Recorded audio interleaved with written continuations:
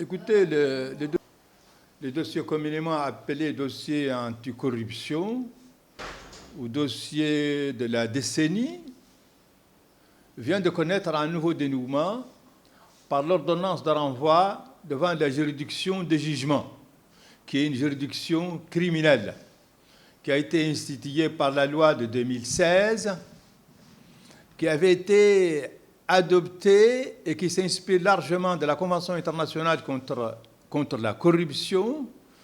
Cette loi avait été adoptée à l'époque pour persécuter et poursuivre l'homme d'affaires mauritanien Mohamed El Bouhamad. Aujourd'hui, apparemment, le schéma se renverse. C'est celui qui l'avait signé à l'époque qui est aujourd'hui la cible principale de cette loi. Cette loi, aujourd'hui, permet aux Mauritaniens de savoir qu'ils ont un arsenal juridique assez étoffé en la matière, surtout qu'ils s'inspirent largement, comme je l'ai dit ici haut, de la Convention internationale contre la corruption.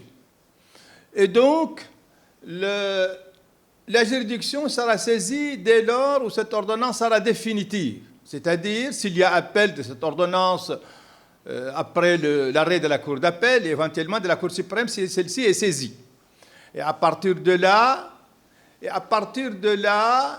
l'affaire, si bien sûr l'ordonnance de renvoi est confirmée à titre définitif, l'affaire fera l'objet d'un procès où l'opinion sera largement éclairée par l'ampleur des infractions et du préjudice énorme que l'État a subi du fait des différentes formes de corruption, l'enrichissement illicite, mais aussi le blanchiment d'argent caractérisé dans ce domaine. Il s'agit d'infractions de portée nationale, mais aussi de portée internationale, où toutes les personnes impliquées de près ou de loin dans ces infractions commises durant cette période seront certainement entendues, interrogées, confrontées durant ce procès.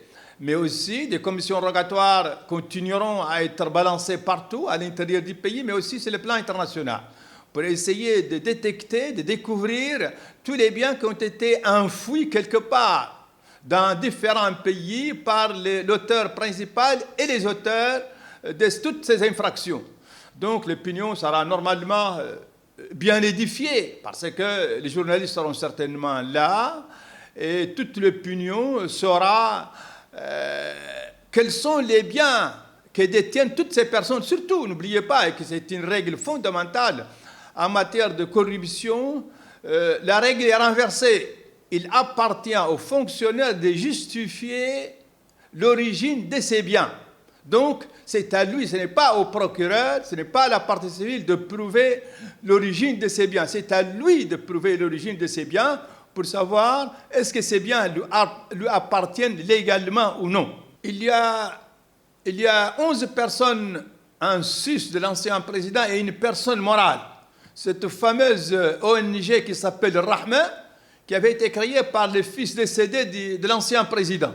Et donc cette personne morale est poursuivie du chef d'un ensemble d'infractions.